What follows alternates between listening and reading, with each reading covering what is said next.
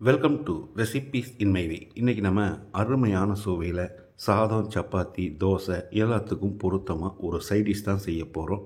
ரொம்ப சுலபமாக எல்லாருமே விரும்பி சாப்பிட்ற மாதிரி இதை எப்படி செய்கிறது, இதுக்கு தேவையான பொருட்கள் என்ன பார்க்கலாம் வாங்க. வாணலியில் 2 டேபிள் ஸ்பூன் எண்ணெய் ஊற்றிக்கலாம். ஒரு ஜாதிபத்திரி, 2 துண்டு பட்டை, 4 கிராம்பு, 4 ஏலக்காய், 2 நட்சத்திர சோம்பு, 2 பிரியாணி இலை, 1/2 டீஸ்பூன் சீரகம், மீடியம் சைஸில் 2 பெரிய வெங்காயம் பொடியாக நறுக்கினது. வெங்காயத்தை கண்ணாடி பதத்துக்கு வதக்கிடலாம். வெங்காயம் இந்த அளவுக்கு வதங்கினது போதும். ஒரு மீடியம் சைஸ் குடமிளகாய் பொடியாக நறுக்கி வச்சுருக்கேன். இதை போட்டு மறுபடியும் ஒரு 2 நிமிஷம் வதக்கணும். குடமிளகாய்க்கு பதிலாக பச்சை பட்டாணி இருந்தாலும் சேர்த்துக்கோங்க. 1 டேபிள் ஸ்பூன் இஞ்சி பூண்டு விழுது சேர்த்து பச்சை வாசனை போகிற அளவுக்கு வதக்கிடலாம்.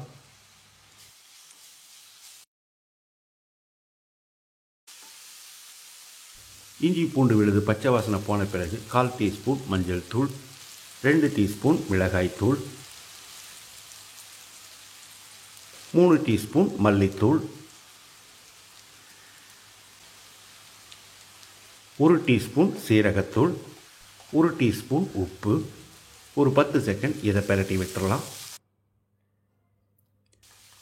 அடிபிடிக்காமல் இருக்கிறதுக்காக ஒரு 1/2 கப் அளவுக்கு தண்ணி ஊற்றி கலந்து விட்டுறலாம்.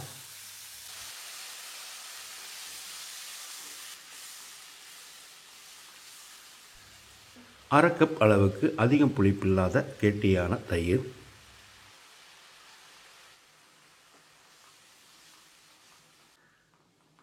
தயிர் சேர்த்து கலந்து விட்ட பிறகு 1 நிமிஷம் இது கொதிக்கட்டும். இப்போ இதில் மீடியம் சைஸில் 2 தக்காளியை பொடியாக நறுக்கி வச்சுருக்கேன். இதை போட்டு கலந்து விட்டுடலாம்.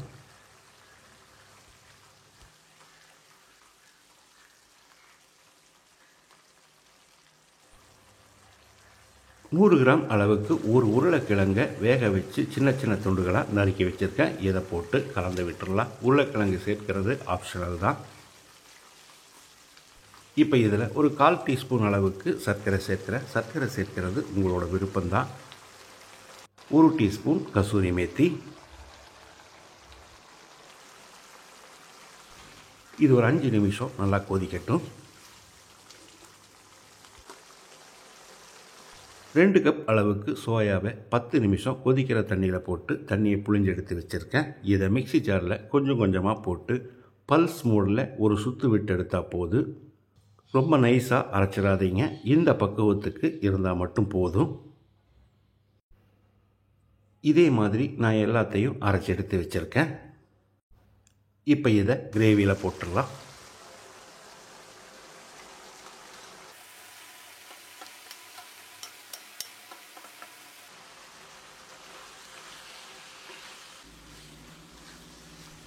சோயாவில் மசாலா பிடிக்கணும், அதே சமயம் கொஞ்சம் கிரேவி மாதிரியும் இருக்கணும். ஒரு 1/2 கப் அளவுக்கு தண்ணி ஊற்றிக்கலாம்.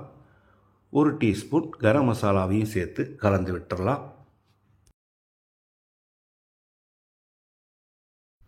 இது ஒரு 5-6 நிமிஷம் நல்லா கொதிக்கட்டும். மூடி வச்சிடலாம். இடையில ஒரு 2 தரம் கலந்து விடணும்.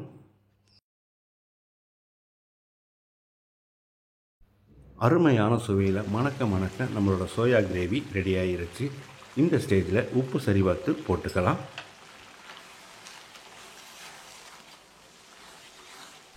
கூடவே பொடியாக நறுக்கின மல்லி இலையும் போட்டுக்கலாம். கொஞ்சம் அதிகமாகவே சேர்த்துக்கோங்க, நல்லாயிருக்கும். கடைசியாக இதில் 1 டீஸ்பூன் அளவுக்கு பட்டர் சேர்த்துக்கலாம். இது ஆப்ஷனல் தான். சாதம், சப்பாத்தி எல்லாத்துக்குமே ரொம்ப பிரமாதமாக இருக்கும். இந்த சோயா கீமாவை கறி தோசை மாதிரியும் செய்யலாம்.